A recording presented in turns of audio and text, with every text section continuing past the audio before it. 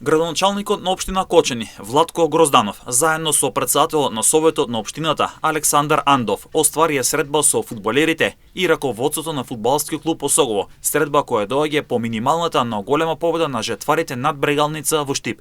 Осогово влезе во серија позитивни резултати, со кои направи прогрес до 8-то место на табелата со 23 бодови, односно тимот има серија од 1 пораз, 1 реми и 3 победи на последните 5 средби, од кои 2 победи се во низа. На средбата се разговарало за актуелните состојби во клубот, резултатите на амбициите за продолжението од сезоната, но исто така било отворена и темата од потребите поврзани со реализацијата на неколку важни инфраструктурни проекти. На средбата била истакната подготвеноста на општина Кочани да продолжи да вложи во спортот, создавајќи подобри услови за младите и за развојот на спортските колективи. На средбата градоначалникот Грозданов и претседателот на Советот Андов ги информирале фудбалерите и раководството на Осогово за можностите кои локалната самоуправа ги има за поддршка на клубот, како преку општинскиот буџет, така и преку апликации за проекти финансирани со државните средства.